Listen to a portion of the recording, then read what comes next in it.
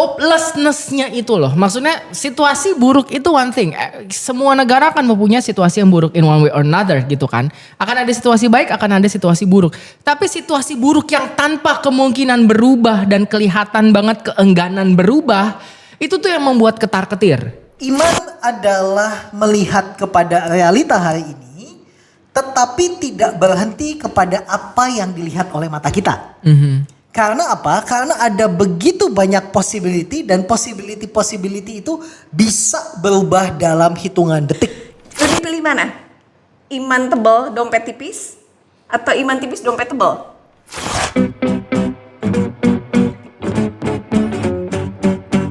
U-Talks, percakapan sumbang. Hello Broken Saint, apa kabar semuanya? Ketemu lagi ya. Hai. Nah, hari ini kita mau ngobrol nih. Kita mau ngobrol soal iman, realita, tagihan, overthinking, ya.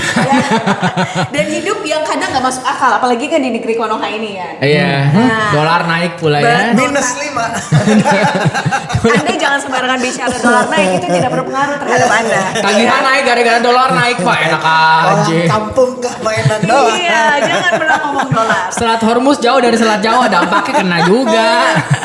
Nah, gue mau tanya nih, kan bapak-bapak ini dua ini pendeta, Oke. ya kan? Tapi pendetanya gereja kecil sih, Yeah. ya kan, pendeta gereja kecil. Selain pendeta juga guru, Oke, ya, betul. atau kepala sekolah lah. Ya. Gitu. Nah, pertanyaannya adalah gini, pernah khawatir nggak soal masa depan? Jangan, bukan soal pernah khawatir nggak soal masa depan ya. Udah pasti pernah memiliki kekhawatiran, karena kan pendeta juga manusia kan. Iya. Betul. Nah, maka pertanyaannya adalah apa yang paling bikin bapak-bapak ini takut soal masa depan? Masa depan diri sendiri nih. Iya, diri sendiri. Masa depan diri sendiri di Indonesia yang membuat saya khawatir banyak ya. Pertanyaannya adalah apa yang tidak membuat khawatir, kayaknya itu lebih tepat. Tapi aku rasa yang paling membuat khawatir adalah hopelessness-nya sih. My God, dulu tuh saya tuh adalah salah satu yang cenderung tidak setuju ada hashtag dulu apa kabur aja dulu. Ya nggak sih, masih nasionalis, masih idealis, teologis. Jangan kabur dulu lah. Kalau kita kabur siapa yang memperjuangkan? Sekarang I get it, just go man. If I have a chance I will go. Kalau bisa kabur gitu ya. Kabur. Kalau bener deh, kalau nggak ada panggilan dan maksudnya kalau memang I rather go. Hopelessness-nya itu loh. Maksudnya situasi buruk itu one thing. Semua negara akan mempunyai situasi yang buruk in one way or another gitu kan. Akan ada situasi baik, akan ada situasi buruk. Tapi situasi buruk yang tanpa kemungkinan berubah dan kelihatan banget keengganan berubah, itu tuh yang membuat ketar-ketir. Kalau ada secerca harapan itu bisa diambil. Tapi kalau ngelihat, saya sebagai warga negara Indonesia yang melihat seluruh pejabat, melihat seluruh departemen, kok nggak ada yang benar? Itu tuh yang bikin nelangsa begitu loh. Ada kayak satu, ada kayak dua, ada kayak gitu. Tapi kan semuanya sekarang beredar gitu kan. MBG lah begitu, Nadiem lah begitu, cerdas cermat lah begitu, Selat Hormuz lah begitu.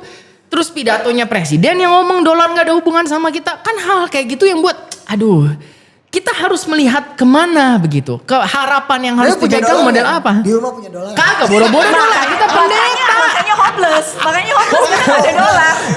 Kita pendeta, kita guru ya. Gimana? Tapi gini, kalau pendeta aja hopeless, gimana jemaat dong? Betul. Nah, tar dulu. Kalau gitu kita kasih kesempatan ke pendeta yang satu ini. Butuh kopi ya? Gimik. Kalau kosong. Gue dari tadi udah nenggak terus. Kan iman. Oke. Ditanya kosong. Kalau pendetanya aja begitu, gimana? Jemaatnya? Ya pada dasarnya sih jemaat pasti akan ngikutin pendetanya. Itu ya. Waduh. Saya pikir Madesu. Saya pikir jemaat itu masih memandang pendeta tuh seperti seseorang tuh yang menjadi perwakilan Tuhan. Menjadi tangannya Tuhan atau caranya Tuhan untuk memberkati dan sebagainya. Nah, saya pikir di situ kita perlu untuk membuat atau memberikan satu pembebasan kepada jemaat untuk melihat bahwa kamu jangan ikutin pendetamu loh gitu.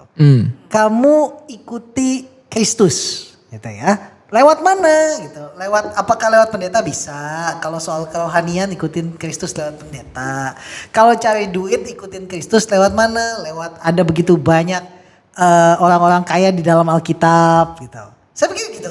Jadi jangan berpikir bahwa kalau misalnya datang ke gereja terus lalu pendeta itu bisa bikin jemaat jadi kaya, jadi punya banyak dolar. Enggak, gitu kan. Tapi kita lihat bahwa ada orang-orang seperti misalnya siapa-siapa yang mendukung pelayanannya Paulus, Lydia gitu ya, atau si siapa?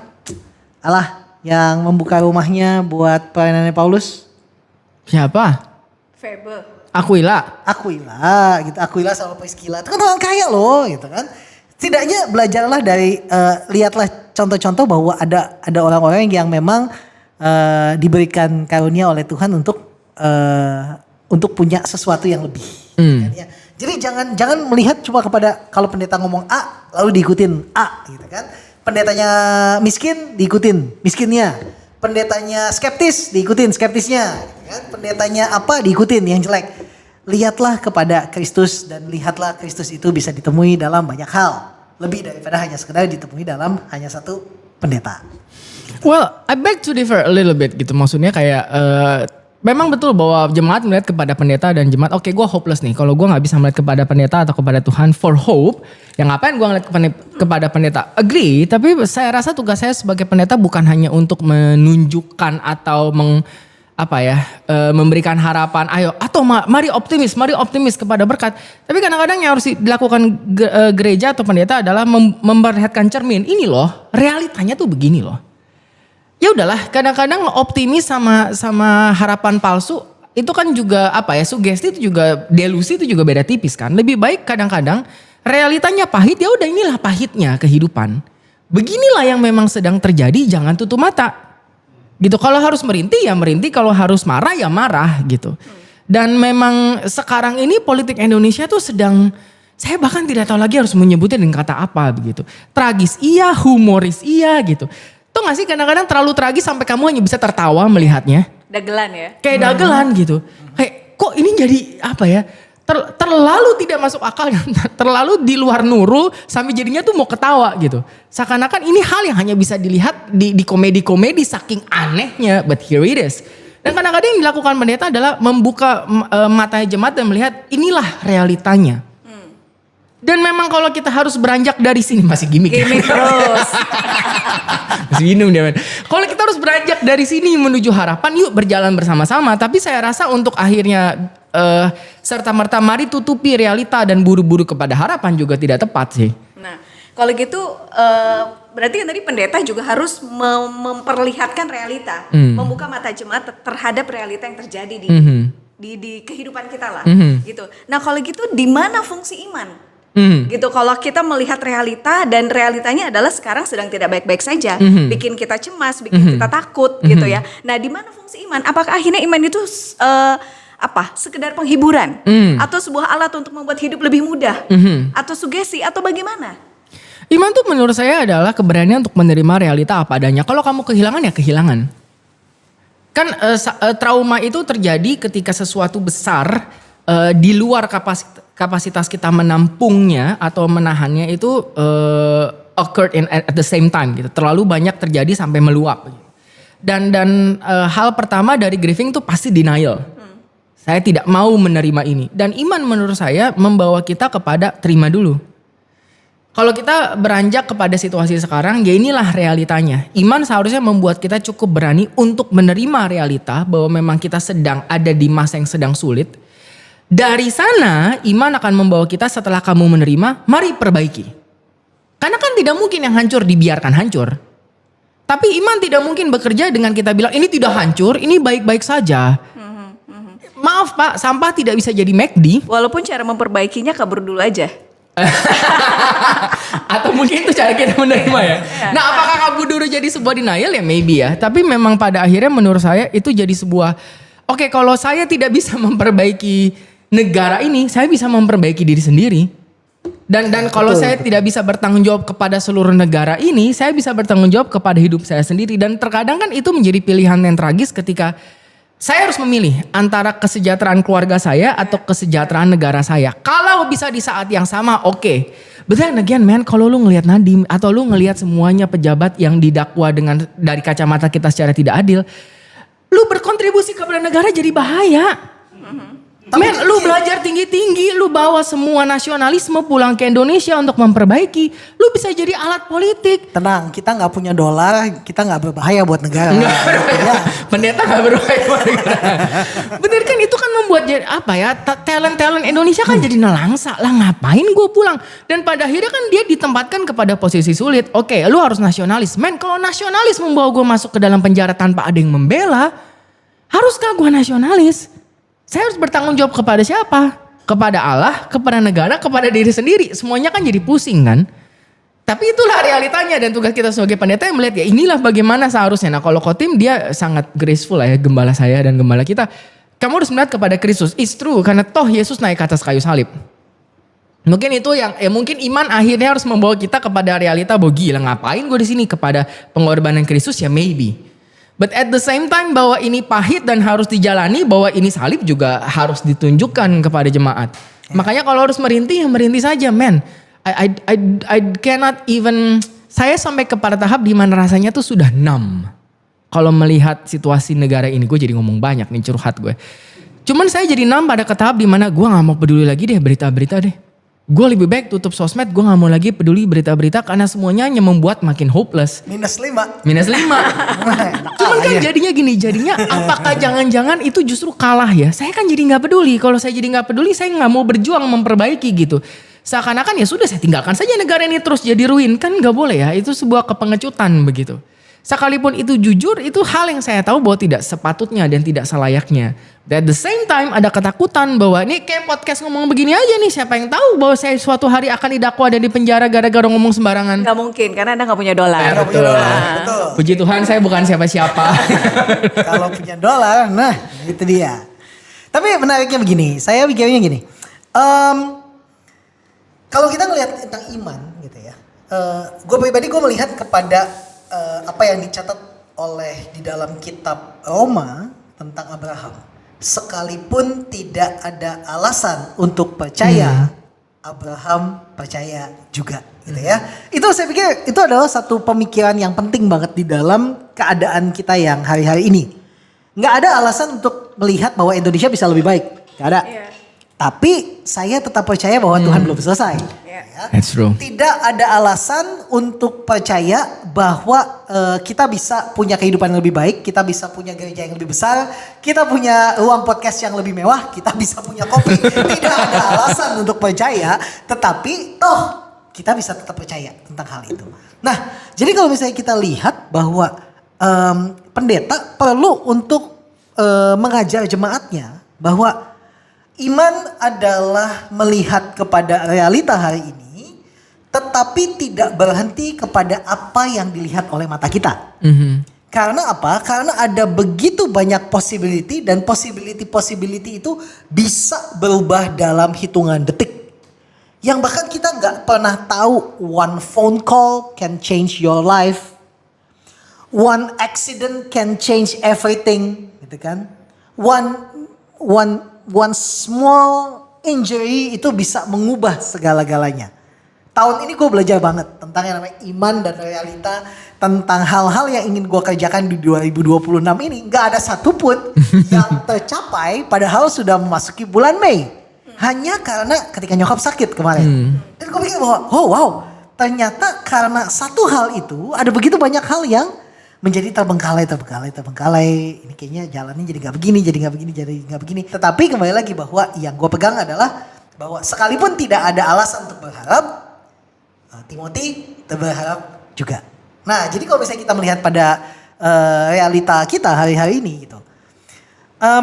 Kembali lagi gue tetap memegang prinsip bahwa kritik tanpa solusi adalah provokasi. Gitu.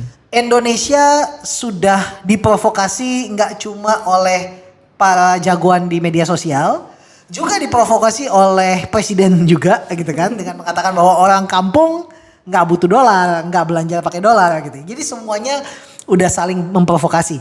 Tapi semakin kata-kata yang jelek itu dikeluarkan, dilontarkan, gitu, semakin tipis kepercayaan, gitu ya. Gitu. Jadi saya pikir perlunya rekonsiliasi, perlunya untuk penerimaan, perlunya untuk pertobatan, itu tuh penting banget. Gitu.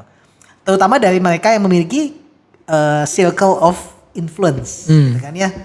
Seperti misalnya kalau presiden kan dia influence-nya besar sekali. Gitu. Kita yang nggak punya dolar, influence kita cuma sebatas ngemeng-ngemeng di sini. Gitu. Tapi dimanapun circle of influence kita perlu untuk memperkatakan hal-hal yang lebih baik, a better view of a better tomorrow. Itu menurut gue. Berarti tadi iman satu ya. Iman adalah memberikan kita kemampuan untuk melihat realita. Gimik lagi. Untuk melihat kenyataan. Nah, tetapi seperti tadi Kotim sampaikan, iman juga mampu membuat kita untuk percaya bahwa ini belum selesai. Jadi ada bridging di situ gitu ya. Dan itu nggak gampang loh. Benar gak sih? Kita hidup di realita yang sepertinya sulit gitu. Untuk iman itu bertumbuh segampang itu. Benar gak sih? Betul. Iya kan? Dan kalau gitu apa ya? Apa yang bisa membuat kita bertahan? Atau mungkin aku tanya kepada para pendeta ini, apa yang membuat bapak-bapak ini bertahan sampai detik ini tetap memelihara iman itu dan tetap taruh iman itu di hati kita? Anda senang melihat kepada buku-buku ya? Pada buku reform kan gitu. Allah yang memelihara gitu kan. Oke, to be really honest gini lah ya, bahwa kehidupan sulit itu iya, tapi kehidupan kita juga tidak sesulit itu kok. Let's be honest here gitu. Kita ketar-ketir juga melihat internet, but kita masih ada handphone, kita masih ada kuota begitu kan. Jadi untuk akhirnya melihat diri dari kacamata self pity juga tidak tepat rasanya gitu. Sehingga kalau pertanyaan itu apa yang dilakukan untuk akhirnya bertahan dalam iman, toh kita sebenarnya juga tidak dalam kondisi yang semepet itu, saya rasa ya. Sehingga belum akhirnya sampai mencucurkan darah masalah kita. Betul. Gitu bahwa kita sedang melihat semuanya declining tuh iya gitu. Dan kita semuanya bersuara supaya akhirnya tidak menyentuh rock bottom, karena kalau sampai rock bottom itu susah itu iya gitu. Tapi we are not there just yet. Sehingga pertanyaan itu seakan-akan mengasumsikan kita sedang sulit sekali gitu. Yang akhirnya memunculkan jiwa heroik palsu bahwa kita harus, no we are not. Come on lah, we are not kita juga tidak lagi separah itu kondisinya begitu. Sehingga kita sedang ada dalam krisis iman menurut saya gitu. Tapi kalau kita menempatkan diri. Justru kalau misalnya lagi dalam keadaan yang lagi susah gitu kan mestinya lebih berharap dong ya. Enggak juga. Karena kalau contoh gue 6, kalau sampai susah nih udah hopeless, maksudnya kan terbukti bahwa tidak ada perbaikan, abandon it altogether, right?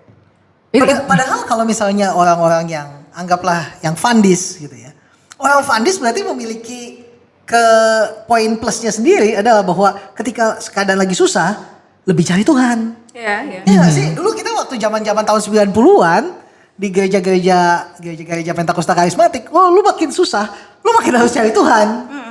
Tapi aku rasa mungkin susahnya, I don't know, oke.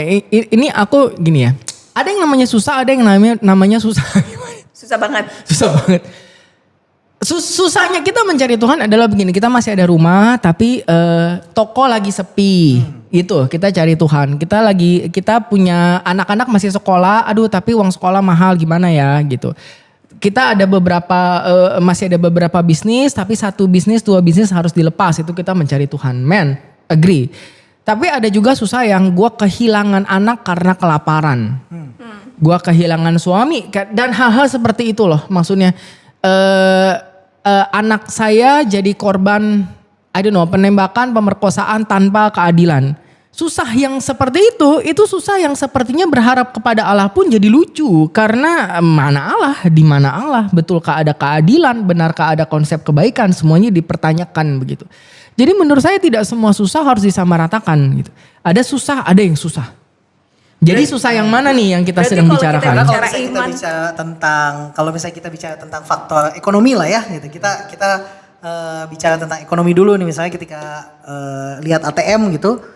Kayak kemarin juga segini gitu kan gitu. Kayak kemarin lebih banyak dikit gitu kan. Kok makin lama makin dikit gitu ya. Jadi kalau misalnya kita melihat secara ekonomi gitu ya. Mungkin benar bahwa berbahagialah orang yang miskin di hadapan Allah itu. Gitu, bahwa karena orang yang miskin itu hidup sehari demi sehari. Gak mikir tentang, aduh bisnis gue lagi sepi ya, emang gue gak punya bisnis lagi gitu kan ya gitu. Jadi mungkin gitu bahwa orang-orang yang miskin itu gak seribut orang-orang yang middle class. I don't know. Mungkin benar juga kalau presiden ternyata mengatakan bahwa orang desa nggak pakai dolar gitu. Mungkin benar juga gitu kan. Karena orang desa juga mikir bahwa ya apaan gitu, gue juga udah susah gitu kan. Jadi yang lebih banyak berteriak adalah orang yang sebenarnya pengen beli dolar tapi jadi kesel karena jadi mahal gitu. Jadi yang diminta. Gitu. Atau mau liburan gak jadi karena dolar mahal. Karena dolarnya mahal gitu.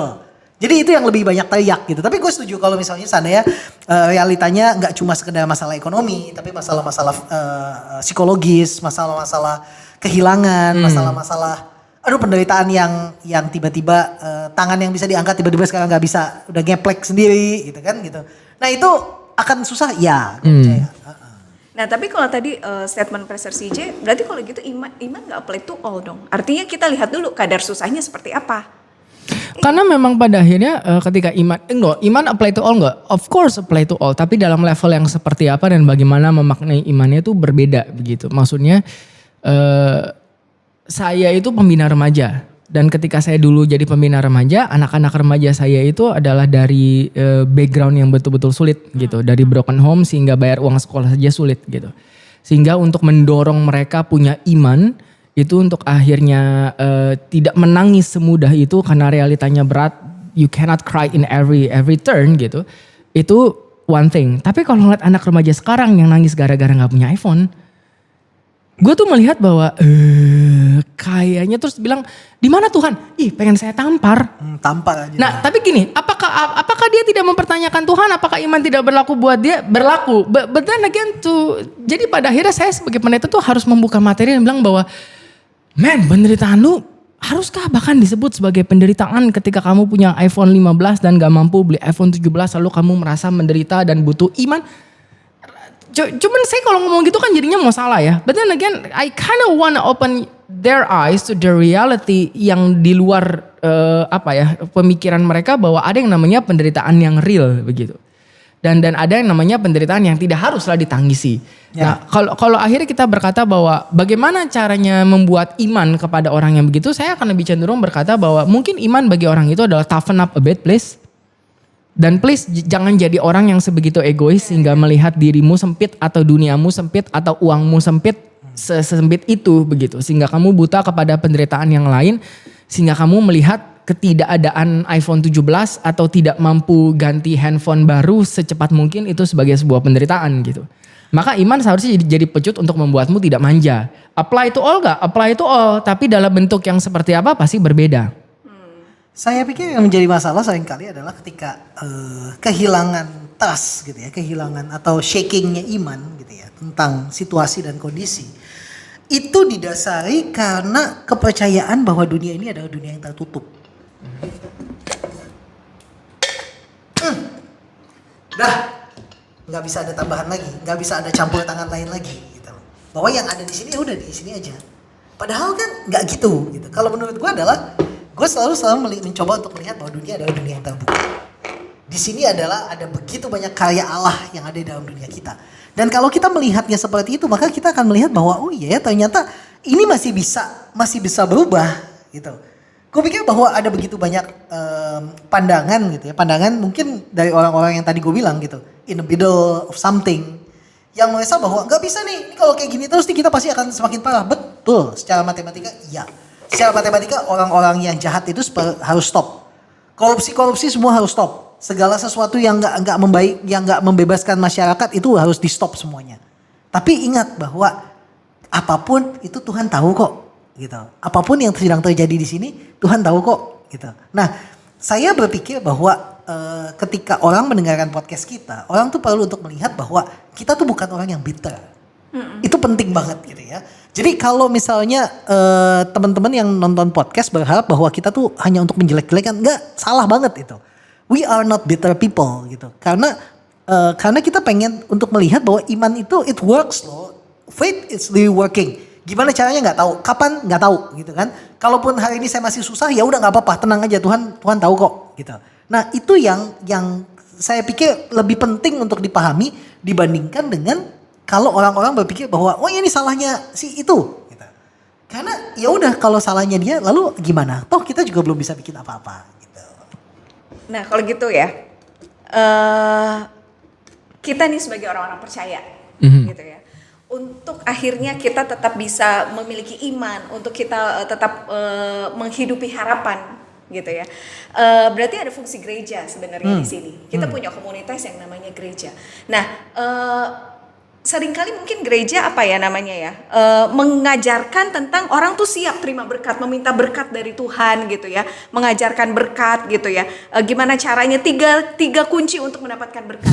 Tapi mungkin I don't know bagaimana menurut bapak-bapak pendeta di sini, tapi mungkin gereja apakah pernah gitu untuk bisa melihat satu memperlihatkan realita, dan yang kedua adalah mengajar jemaat untuk menerima kegagalan. Mungkin itu juga yang sulit, apalagi kan sekarang sosial media ya. Sosial media semua ditampilkan, kalau kita bicara sosial media yang pribadi, pasti yang ditampilin adalah yang bagus-bagus dong, foto kita yang paling cakep gitu ya. Jadi patokannya adalah sosial media, suksesnya adalah sosial media, seberapa banyak followers lu, berapa banyak likes lu dan lain sebagainya. Tapi bagaimana mengajarkan yang mungkin tidak disukai, atau kegagalan, atau kesuksesan yang tertunda, whatever itulah. Itu mungkin apalagi buat anak-anak sekarang tuh belum siap gitu menerima itu. Yang siap adalah menerima kemenangan, tapi begitu menerima kekalahan mungkin mereka nggak siap. Saya rasa itu betul, itu setuju. Mungkin narasi yang harus diperbaiki gereja adalah narasi yang berkata bahwa orang beriman itu akan diloloskan. Atau ketika semuanya sedang menderita, orang beriman tidak akan menderita. Begitu. Atau one day ntar tiba-tiba entah berapa dia minum tiba-tiba ada air. Karena dia orang Mujizat, beriman. ya? Saya rasa memang itu narasi-narasi yang akhirnya mungkin harus diperbaiki.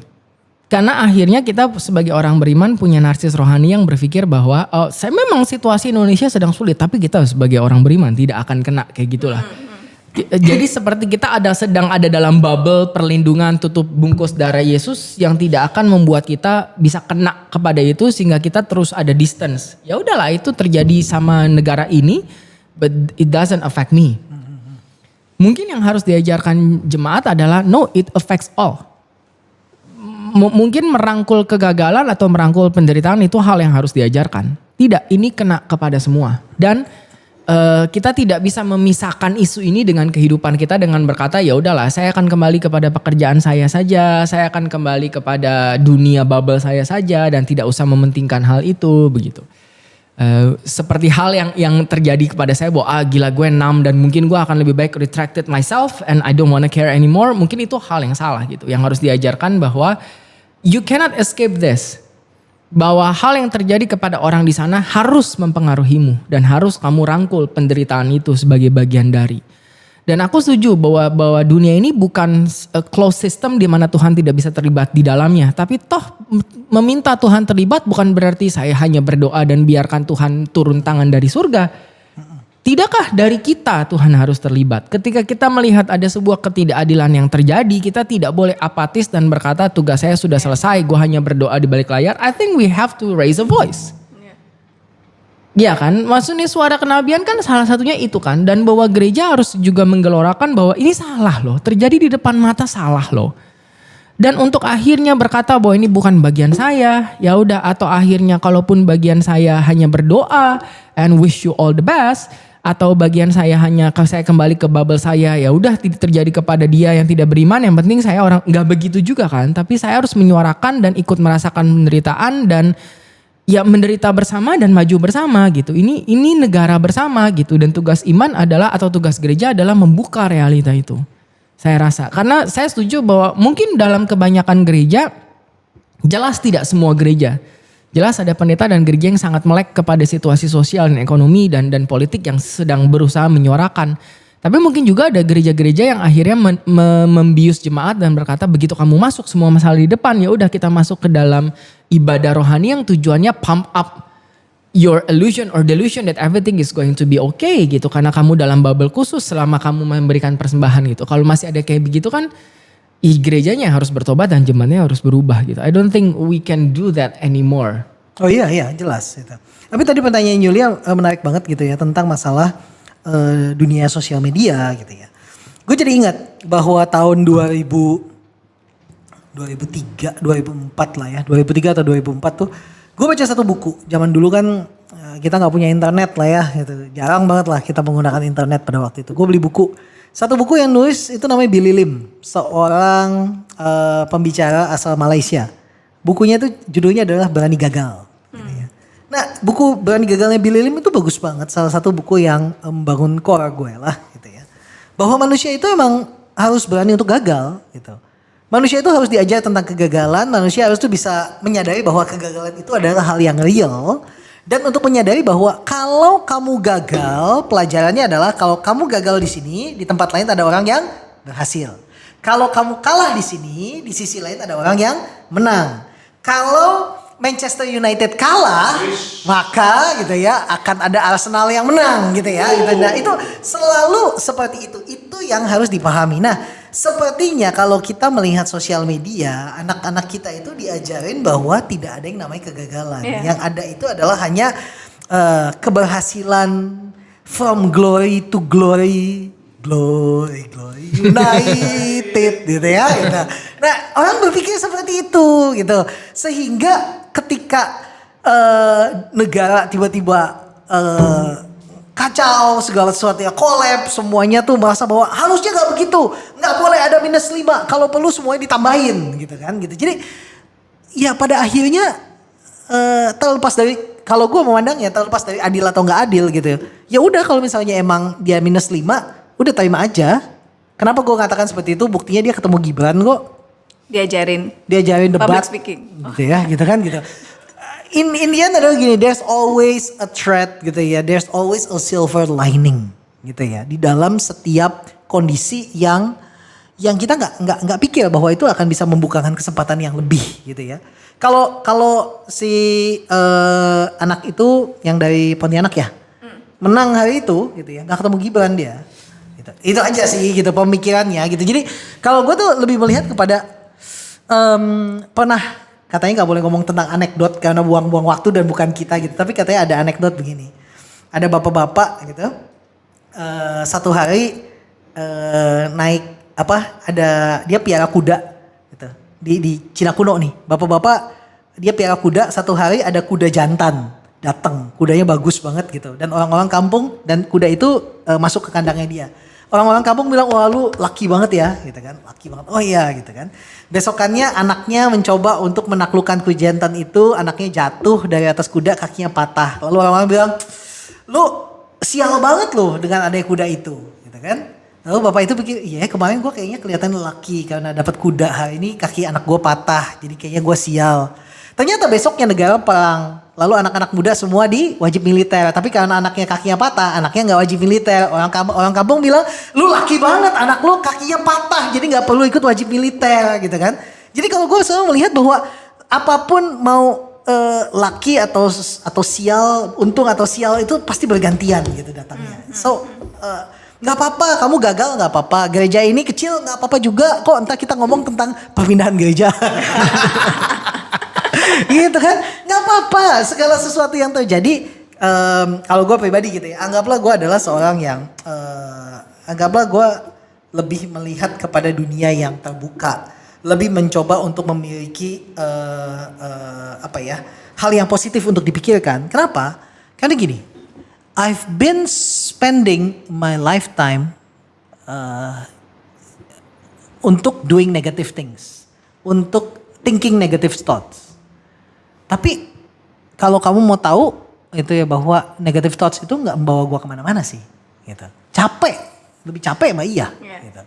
Jadi berpikir bahwa in the end kayak tahun lalu, kayak gue pernah sempat khotbah tentang pada akhirnya gini, worry sama worship itu sama-sama butuh tenaga effort yang sama loh. Di detik dimana kita mau memuji Tuhan atau di detik kita mau khawatir dengan keadaan kita tuh effortnya sama sebenarnya. Tinggal bagaimana kita menyikapinya. Kalau tadi pagi kita sempat ngobrol ya, gitu ya. Ketika bola naga ini lagi di juggling, gitu ya.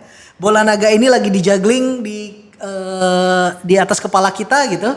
Dan seolah-olah ada tangan yang tidak kelihatan yang tambahin bolanya satu. Hai gila gitu kan. Tambahin bolanya satu gitu. Sekarang yang kita bisa lakukan adalah bukan menyingkirkan bolanya, tapi yang kita bisa lakukan adalah show a good attitude. Karena mau kita marah, mau kita kesel, mau kita swearing gitu, tetap aja itu bola tetap bertambah. Gitu. Jadi kalau gue melihat bahwa let's see something that is positive Walaupun kita tahu bahwa susah banget ngelihat hal yang positif. Dan gue setuju sama si Jay bahwa kalau kita bisa ubah, kita ubah.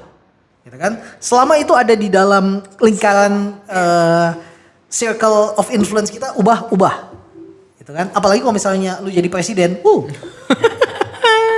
Berarti gini ya, dari obrolan kita satu, iman itu membuat kita memiliki kesadaran atau memiliki kemampuan untuk melihat kenyataan, melihat realita. Yes. Yang kedua, iman membuat kita mampu melihat bahwa ini belum selesai. Yes. Dan yang ketiga, iman mampu membuat kita memiliki tanggung jawab ataupun kepedulian terhadap society. Ya. Kan kadang itu yang seringkali kurang gitu ya. Saya Kristen sendiri. Ya gitu, apalagi kalau kita ngomong generasi zaman sekarang kan zen gitu kan. Apa yang terjadi bodo amat gitu, yang penting healing, yang penting tenang gitu. Tapi bagaimana kita belajar untuk iman memungkinkan kita untuk memiliki kepedulian terhadap society gitu ya.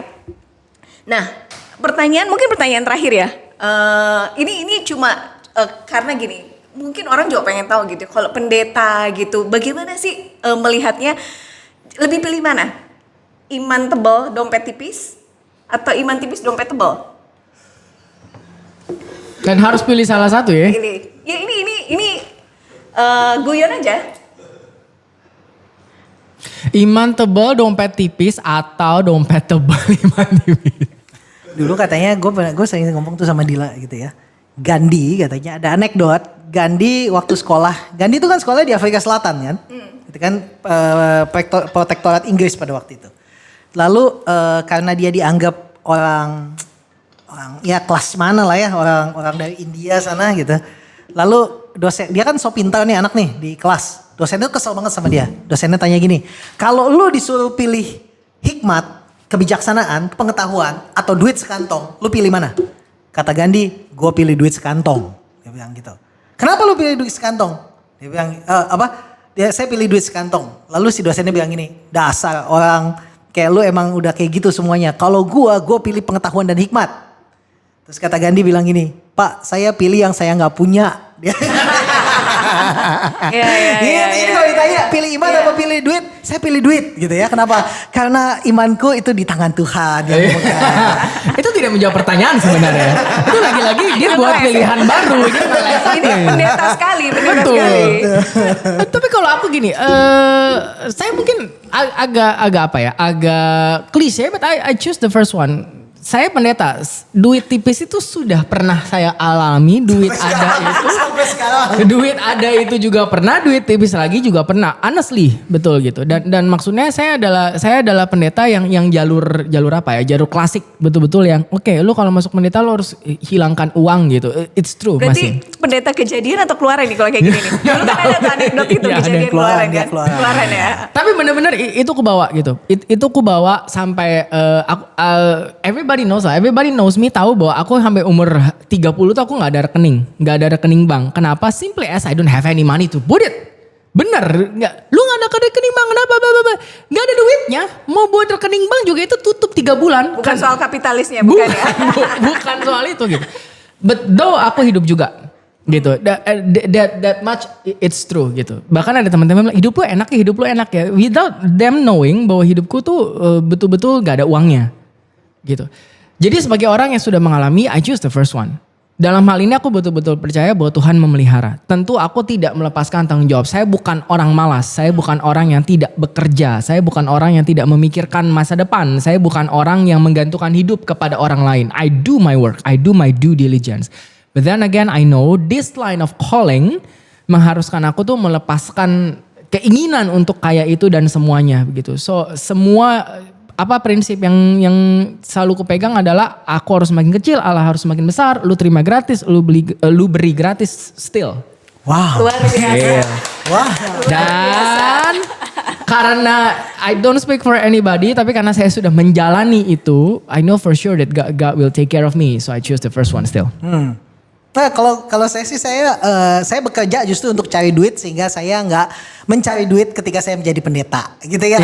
Ya, that much is true juga gitu kan. Makanya kita juga bertanggung jawab kan. Kita juga duit gitu di luar sana. Gitu. Betul. Dan dalam rangka membebaskan diri lah dari ikatan uang. Karena kalau jadi pendeta tapi kita mencari makan dari kependetaan. Pendeta itu jadi penjara, kita nggak bisa ngomongin kebenaran, takut mimbar nggak ngasih makan. Padahal kita tuh benar-benar idenya kan adalah liberating. Kita membebaskan orang di luar, kita juga perlu untuk membebaskan diri kita gitu ya. Membebaskan diri sendiri dulu. Membebaskan dengan kita terbebas, kita bisa bicara, kita bisa menegur, kita bisa membangun, kita bisa melihat kesetaraan, kita bisa menolong orang. Justru kita melihat bahwa itu lebih liberating loh, gitu kan? Gitu. Sehingga kenapa kalau misalnya kita bekerja gitu ya. Kalau kata Rasul Paulus kan, inilah upahku kalau aku bisa memberitakan Injil tanpa upah. Gitu. Jadi kalau misalnya kita diundang khotbah, yang undang juga nggak punya uang ataupun dia lupa gitu, ya udahlah gitu kan ya gitu. Ya udahlah gitu. Kenapa? Karena kita berusaha untuk mencukupkan dengan apa yang ada. Dan selama sampai dengan detik ini gue setuju sama si J, Tuhan masih pelihara gitu kan, dan Tuhan melihara dengan berlimpah apa yang kita punya dan apa yang kita nggak punya. Seperti yang gue selalu bilang sama Lea adalah bahwa Tuhan itu tahu apa yang kita butuhkan. Kalau kamu belum punya, artinya kamu belum butuh. Gitu. Setuju. Ya. Nah akhirnya gini, orang kan akhirnya menghidupi iman tuh berbeda-beda ya, gitu. Ada yang karena dengan iman akhirnya bekerja lebih keras gitu ya, karena tahu bahwa ya gue harus punya tanggung jawab untuk tetap bekerja gitu. Di satu sisi ada orang yang dibilangnya saking menghidupi iman, jadi dia cenderung pasif. Oh Tuhan pasti memelihara, Tuhan pasti menyertai. Lupa bahwa ada tanggung jawab yang memang harus dilakukan, benar gak sih? Betul. Tadi kan kemarin katanya di media sosial tuh banyak tentang bilang bahwa yuk kita beli tolong UMKM. Oh iya. Kita beli sesuatu di UMKM gitu. Nah gue tadi membuktikan, gue tadi beli sesuatu di UMKM, yaitu apa? Plastik buat sampah gitu. Kantong plastik buat sampah beli di warung. Ketika gue datang gitu ya, masnya yang jaga lagi tidur. Jadi kadang-kadang berpikir bahwa gimana ceritanya UMKM bisa maju kalau misalnya yang jaganya itu lagi tidur. Mas, gitu kan gitu. Mau beli apa? Plastik. Terus dengan langkah gontai dan kesel gitu kan. Terus nih, bukan yang plastik bening, plastik kresek. Ini, yang sedang. Yang ini yang kecil mas, yang sedang. Yang ini. Oh iya, berapa duit? Ceban. 2 ya, 20.000 gitu kan. Udah. Gue melakukan tugas gue dengan UMKM, dia kembali kepada tidurnya. Kan gitu ya. Jadi kalau misalnya ditanya oleh tadi gitu, oleh Yulia bilang gitu bahwa orang yang beriman lalu seolah-olah neglecting everything gitu ya. Nah ini masalah juga loh. Jadi jangan berpikir selalu bahwa kalau UMKM dia harus ditolong. UMKM itu giat banget lah pokoknya. Mereka perlu, walaupun mereka gak pernah pegang dolar, mereka juga perlu gitu. Ternyata gak juga loh. Gitu kan, dia nggak giat loh, dia lagi tidur beneran deh. Tadi kalau gue bisa gue video. Oke. Nah kalau gitu boleh nggak kasih satu statement mengenai iman dan realita ini, gitu ya di kehidupan kita sehari-hari yang mungkin juga nggak gampang, tapi mungkin juga ya kita ternyata nggak menderita banget kok, gitu. Kalau aku akan tutup dengan begini sih, aku setuju bahwa ujungnya iman tuh akhirnya harus karya dan aksi. Iman itu tidak pernah pasif, saya berdoa dan membiarkan Tuhan membuka pintu, yang penting tugas saya sudah selesai, it's never about that. Tapi harus ada aktif. Menerima realita itu kan juga sebuah tindakan aktif. Gitu. Saya setuju bahwa akhirnya iman itu membuat kita menerima realita, sadar tapi bahwa itu belum selesai sampai sekarang, sehingga kita masih hopeful dan membawa kepada sebuah perubahan. Tetapi iman seharusnya membuat kita juga menjadi agen perubahan. Dan saya setuju agen perubahannya harus di circle of our influence. Maksudnya apa sih, kenapa Kotim ngomong kayak begitu? Kenapa? Karena seringkali akhirnya kita aktif banget di sosial media, cuap. Tapi tugas kita in our circle of influence juga terbengkalai. Di keluargamu dulu aja. Di keluargamu dulu, it's true. Lalu cuap, tapi lu jadi suami gak bertanggung jawab kan lucu. Lu cuap, tapi lu juga gak kerja kan lucu gitu kan. Dan maksudnya gini, in our circle of influence kita bisa membawa kepada perubahan. Dan perubahan buat negara ini mungkin tidak instan, mungkin generational perubahannya. Saya sebagai guru, saya punya kewajiban. Dan saya punya circle of influence, murid-murid saya. I have to make sure murid-murid saya tuh benci banget sama korupsi sampai ke ubun-ubun. Sehingga akhirnya ketika dia masuk ke dalam their circle of influence, whether it's financial, economy, or politics, mereka benci kepada korupsi sampai ke ubun-ubun. Itu tugas saya sebagai guru. Ya, betul. betul. Untung nggak ada Untung nggak isinya. ada kopinya. Nah itulah untungnya kenapa ini nggak ada kopinya. Iya. Kalau kata cerita itu belum tentu ini jelek. Siapa tahu. Kalau kata Bernadia, untungnya Betul. hidup Iya. masih berputar gitu ya. Betul. Kalau di dalam tradisi suci gitu ya. Dan kalau misalnya lihat kalau ada yang punya WhatsApp saya, ada yang punya WhatsApp saya, di situ statusnya dituliskan dalam bahasa Mandarin dengan tulisan Hanje. Langsung operator kita langsung ngecek tulisannya Nanti apa. muncul di sini. Dituliskan di sini. Itu tulisannya adalah 我的名字叫勇敢. My name is brave. Namaku adalah sang pemberani. Ada satu lagu dalam tradisi suci itu yang bilang gini. Hidupku ini gitu ya. Ini nggak mudah. Tetapi cuma sedikit sulit. Gue suka kata-kata itu. Hidupku nggak mudah tapi cuma sedikit sulit. Semua hidup kita masing-masing punya salibnya kok. Yesus juga bilang gitu. Semuanya diajak untuk memikul salibnya gitu. Jadi janganlah melihat bahwa dirimu adalah orang paling menderita sedunia. Kamu bukan Maggie Z. Maggie Z. Gila. Gila. Ada yang tahu gak Maggie Z? Ada lah Maggie Z. Anggur merah. Gitu ya. Jadi hidupmu itu bukan orang paling termiskin di dunia, bukan paling susah di dunia gitu ya. Dan anugerah Allah itu masih berlimpah. Kalau Tuhan tahu, setiap tetesan air matamu Tuhan tahu, kamu masih dipelihara, burung di udara aja dipelihara gitu ya. Jadi kita perlu untuk melihat kepada kalau misalnya kita punya good attitude gitu ya. Kita percaya bahwa Tuhan menyukai good attitude-mu gitu ya. Percayalah bahwa kamu kadang-kadang ada orang-orang yang menutup berkatnya sendiri dengan kayak tadi, bapak-bapak yang tadi gitu ya, yang lagi tidur UMKM. Kalau toko sebelahnya buka, apakah aku akan membangunkan dia? Tentu saja tidak, gitu kan? Kalau aku tidak butuh kantong plastik karena nyokap perawatnya nyokap bilang, "Pak, kantong plastiknya habis," gitu. Gue gak akan beli di dia. Makanya gitu ya. mestinya telepon Freddy. Iya betul. Fred, gue butuh kantong plastik Fred gitu ya. Atau kalau misalnya gue gak buru-buru pergi ke podcast, gue pasti akan cari tempat lain gitu.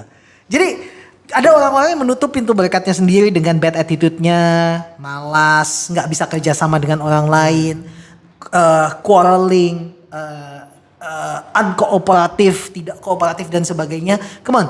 Marilah seperti kata Rasul Paulus, anggaplah sebagai kehormatan kalau kamu bisa bekerja dengan tangan, hidup tenang, nggak menggantungkan hidup pada orang luar dan hidup sopan di mata orang luar. Gue pikir itu adalah pride kita, that's our proud to become a Christian. Dalam kita juga menolong orang lain sehingga orang lain bisa melihat Kristus nggak cuma dari apa yang kita omongin, tapi dari tingkah laku kita. Amin. Oke, ini Kristen banget ya podcastnya ya. Luar biasa ya. Oke, jadi ya teman-teman udah denger lah ya. Oke. Petuah tua banget ya sih. Oke. Ocehan kita. Ocehan suara-suara sumbang ini gitu ya. Semoga bisa dihidupi di dalam kehidupan kita untuk menjalani hari-hari kita yang mungkin gak mudah, tetapi itu belum selesai. Yes. Oke, sampai jumpa di episode berikutnya ya. Bye.